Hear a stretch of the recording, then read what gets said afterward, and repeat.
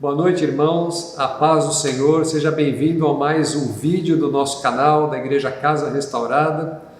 E o assunto que nós vamos falar hoje é Tribunal de Cristo e as Bodas do Cordeiro. Se você nunca fez a sua inscrição, clica aí embaixo, faça a sua inscrição. Se você não tem um aplicativo da nossa igreja, você pode entrar no Google Play ou no App Store e baixar o aplicativo da Igreja Casa Restaurada. Todas as nossas mensagens estão lá, temos a Bíblia online, temos informações sobre o nosso ministério. Então, se envolva, participe, vai ser bênção em nome de Jesus. E eu espero que essa mensagem, ela abençoe o teu coração, em nome de Jesus.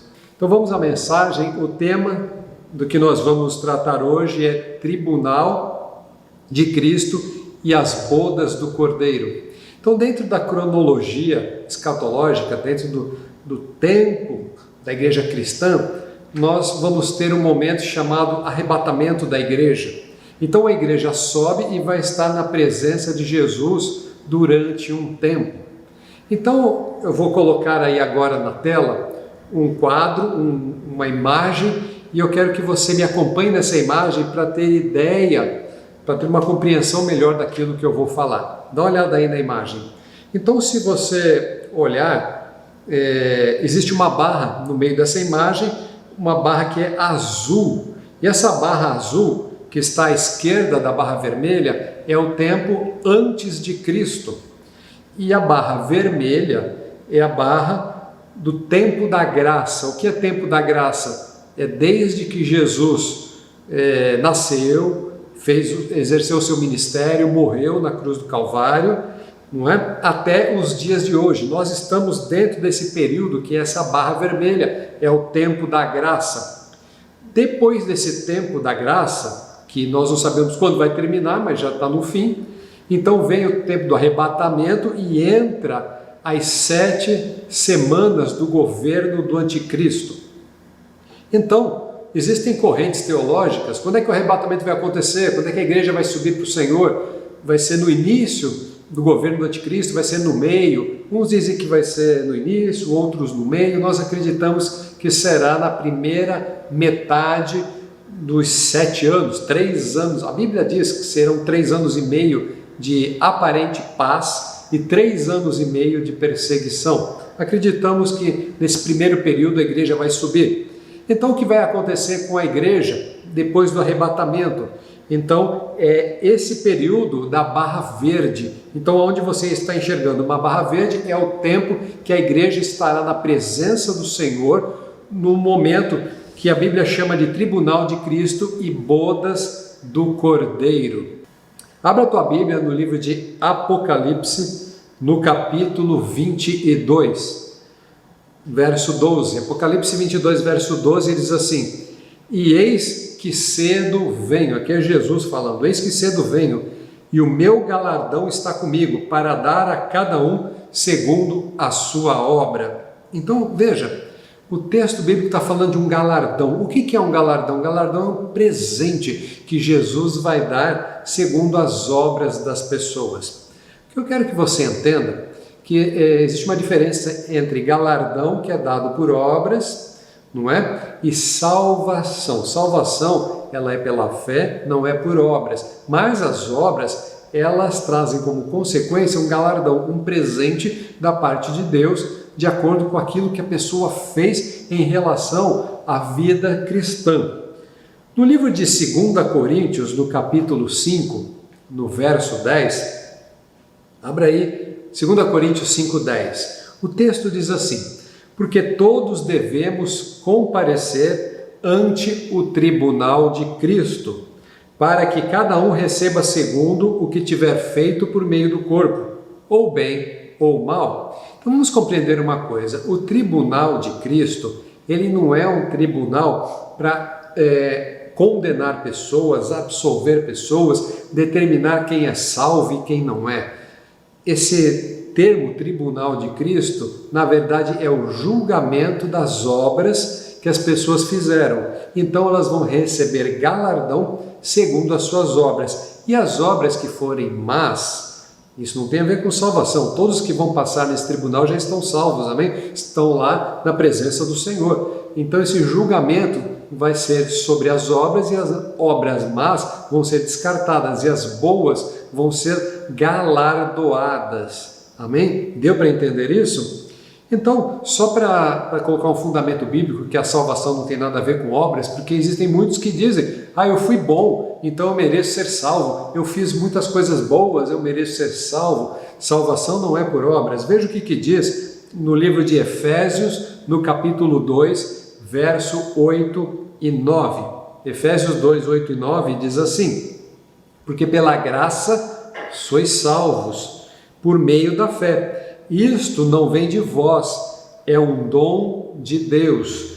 Não vem de obras, para que ninguém se glorie. Ou seja, nós somos salvos pela graça de Jesus Cristo. Jesus morreu na cruz do Calvário, perdoou os nossos pecados, e todo aquele que aceita Jesus como seu Senhor e Salvador tem os seus pecados perdoados e tem o seu nome lá escrito no livro da vida. No dia que você morrer, você vai estar na presença do Senhor. Isso independe de fazer boas obras. No entanto, na medida em que a pessoa se converte, então ela faz as boas obras, porque as boas obras fazem parte da vida cristã. Amém? Elas não salvam, mas elas fazem parte da vida cristã.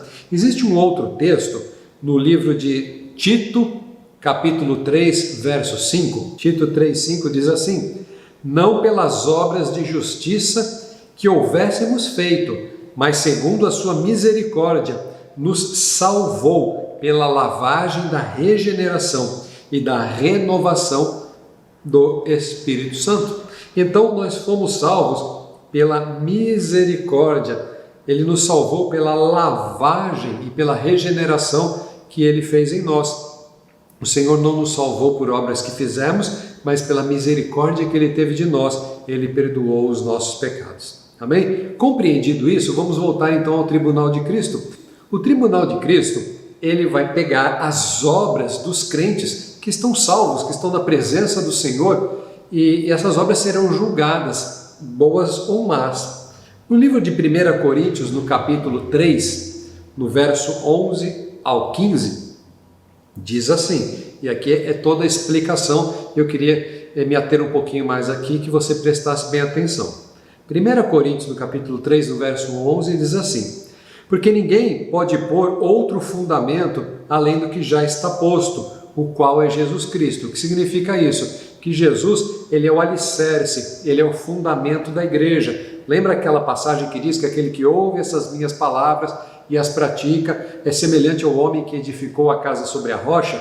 Vem a tempestade e a casa não cai? Porque Jesus Cristo é a rocha. O seu ensinamento e a sua palavra são rocha para o alicerce das nossas vidas. Então, o texto está dizendo que ninguém pode colocar outro fundamento dentro do cristianismo que não seja Cristo, a palavra dele. Amém? Continua, verso 12. E se alguém, sobre este fundamento, formar um edifício de ouro, prata, pedras preciosas, madeira, feno e palha, a obra de cada um se manifestará. Na verdade, o dia declarará, porque pelo fogo será descoberta, e o fogo provará qual seja a obra de cada um.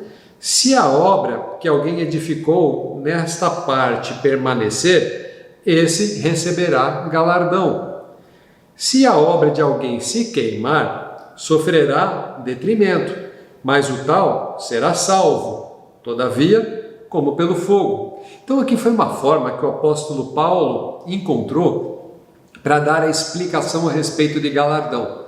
O que são obras? O texto bíblico fala de obra de ouro, prata e pedra preciosa. Você sabia que se colocar fogo em cima do ouro, da prata e da pedra preciosa, não estraga? Ele derrete, mas não estraga. Mas se você colocar fogo em cima da madeira, feno e palha, ele queima, evapora, vira cinza. Ou seja, o fogo ele prova aquilo que é nobre e aquilo que é muito perecível, não é? Então, o apóstolo Paulo ele faz aqui uma analogia entre aquilo que é precioso e aquilo que não é. e que o fogo estaria provando e definindo aquilo que é precioso. Então, aqueles crentes que foram arrebatados, que estão na presença do Senhor, todos os salvos em Jesus Cristo, desde toda a história, não é? Vão estar na presença do Senhor. Então imagina o seguinte, que o Senhor ele pega as obras que todos fizeram e passa um fogo em cima dela. Aquilo que se queimar foi obra sem valor, e aquilo que permanecer foi obra valorosa. A obra valorosa receberá um galardão. Mas pastor, como é que eu sei se a obra que eu faço ela é valorosa ou não? Como é que eu sei se a obra que eu faço é ouro, prata e pedra preciosa ou se é palha, feno, madeira? Entenda uma coisa, tudo aquilo que é precioso é o que Deus nos manda fazer. Tudo aquilo que é prata, feno, que é palha, feno e madeira, foram coisas que fizemos que Deus não mandou fazer. Mas podem ter sido coisas boas. Mas quando Deus não manda fazer, não é digno do galardão, vamos dizer assim. Então imagina o seguinte, que Deus ele coloca nas mãos de uma pessoa para fazer evangelismo para a criança. Então a pessoa começa a fazer evangelismo para a criança, Deus o chamou para isso, lhe deu graça, lhe deu unção e capacidade, ele evangeliza a criança, ele ganha almas para Jesus, muitas crianças se convertendo, e ali Deus dá estratégias para aquela pessoa, e aquela pessoa usa fantasia, faz mímica, usa flanelógrafo, conta histórias e tem um ministério muito abençoado, ganhando vidas para Cristo, vidas infantis. E aquele indivíduo vê o sucesso do seu trabalho e ele pensa o seguinte: eu vou abrir uma igreja, porque agora eu vou pastorear. Então ele abre uma igreja, é uma coisa boa, não é? Vai pregar o evangelho.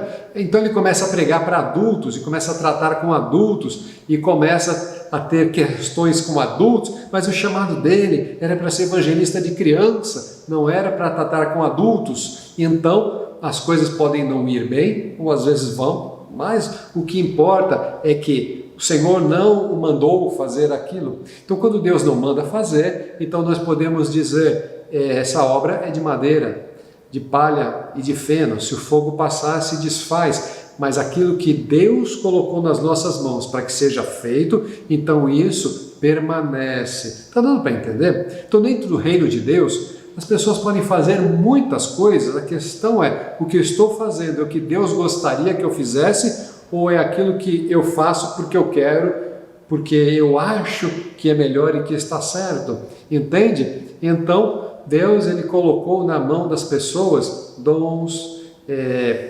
habilidades, características individuais de cada um, e dentro dessas características individuais, ali nós vamos fazer as boas obras. Amém? Então dentro disso, o Senhor ele vai julgar as obras, aquelas que são boas e más. Não que a mal seja necessariamente algo ruim que se fez, mas algo que Deus não pediu para fazer.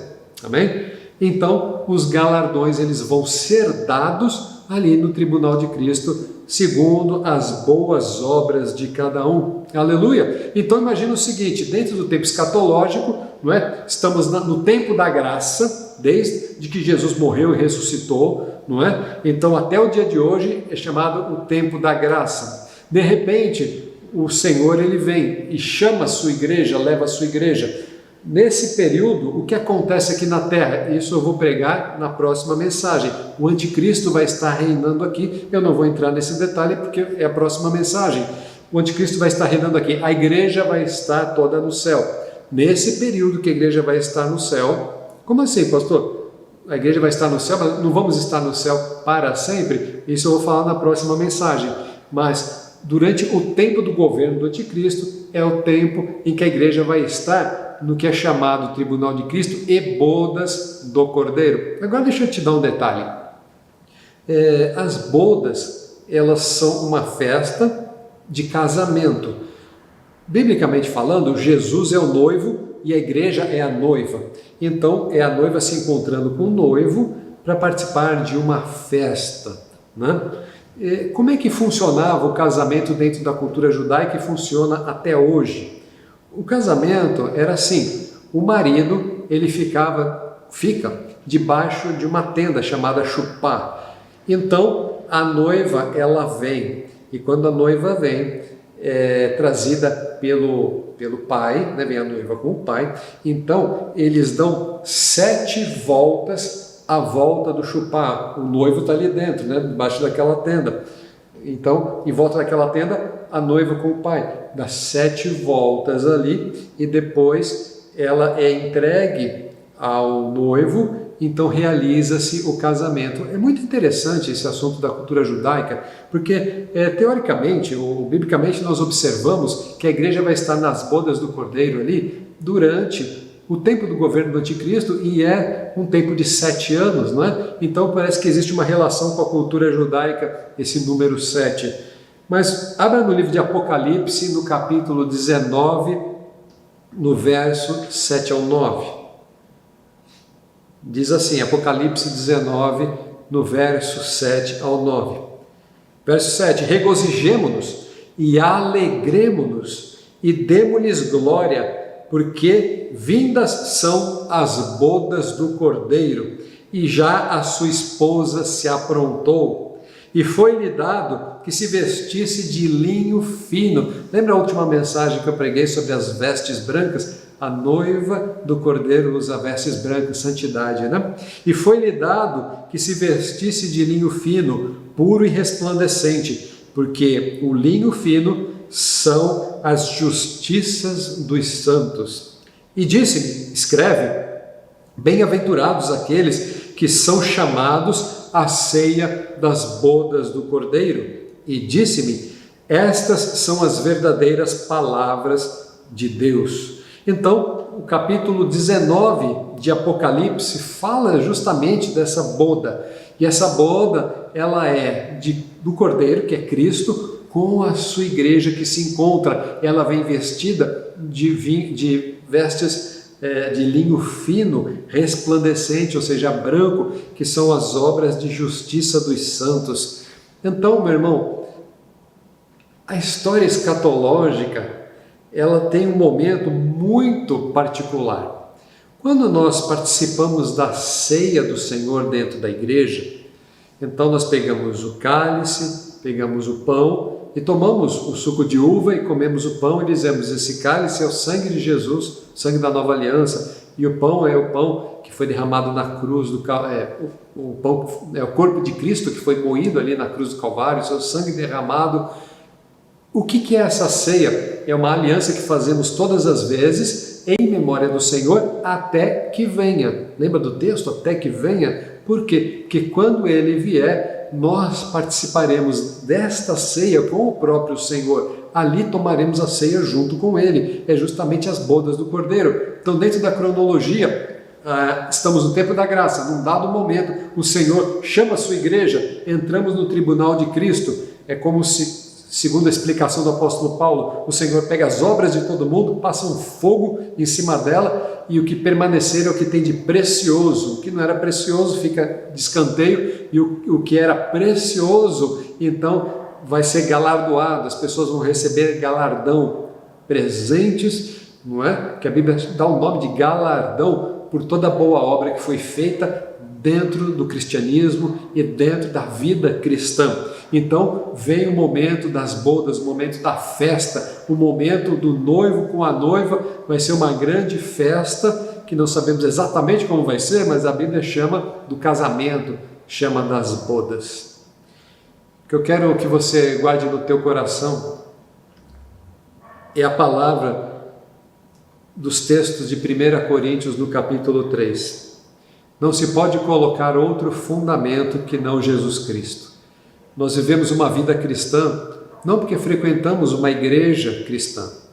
Não, nossa vida cristã não tem relação com o nosso ambiente social, não tem relação com a nossa família. Eu sou cristão porque a minha família é. Não, entenda uma coisa, o fundamento da nossa vida é Jesus Cristo. Temos que alicerçar a nossa vida na palavra do Senhor. Temos que alicerçar e ter a vida totalmente entregue a Cristo, uma vida convertida de fato, que produz boas obras, que anda de vestes brancas, porque um dia o Senhor nos chamará, nossas obras serão julgadas e nós vamos participar de uma grande festa na presença do Senhor. Prepare-se, meu irmão, o tempo está chegando, vai ser o tempo do tribunal de Cristo e as bodas do Cordeiro. Quem quer estar lá? Eu quero. Você vai estar? Então, tenha a tua vida alinhada com o Senhor. Abandona pecado, abandona iniquidade, deixa as mazelas do mundo, coloca o teu foco em Jesus Cristo e vamos estar na presença dele para todos sempre, em nome de Jesus. Amém? Que Deus te abençoe. Eu quero fazer uma oração com você. Feche os teus olhos. Pai amado, nós colocamos as nossas vidas diante do Senhor, em especial cada um que está me ouvindo e se porventura tem dúvida sobre a salvação, não está com a vida totalmente entregue a Cristo, eu te peço, Espírito Santo de Deus, toca no coração dessa pessoa agora, para que ela se renda a Ti, para que ela confesse o Teu nome, para que ela se entregue totalmente ao Senhor e ao entendimento e ao estudo da palavra, porque nós queremos estar na Tua presença. Alcança, Senhor Deus, os nossos familiares, aqueles que ainda não se converteram, aqueles que ainda estão com o coração endurecido e resistentes. Toda ação de Satanás, toda ação do inimigo que tem tentado roubar a nossa família, nós repreendemos e expulsamos em nome de Jesus e queremos lançar uma palavra profética sobre a nossa família. Todos serão resgatados, todos serão alcançados em nome de Jesus. Que venha uma unção de arrependimento, que venha um toque poderoso do Espírito Santo sobre todos da nossa família e que aqueles que estão amargurados, abatidos, entristecidos e endurecidos sejam tratados pelo Espírito Santo de Deus e possam congregar, possam fazer parte da grande família do Senhor, porque um dia todos nós estaremos na Tua presença, Pai, participando das bodas do Cordeiro. Que assim seja, em nome de Jesus. Amém. Você recebe essa palavra no teu coração? Espero que tenha sido bênção para você e eu te convido a assistir a próxima mensagem dentro do tema escatologia, volta de Cristo, e que Deus te abençoe em nome de Jesus. Um grande abraço.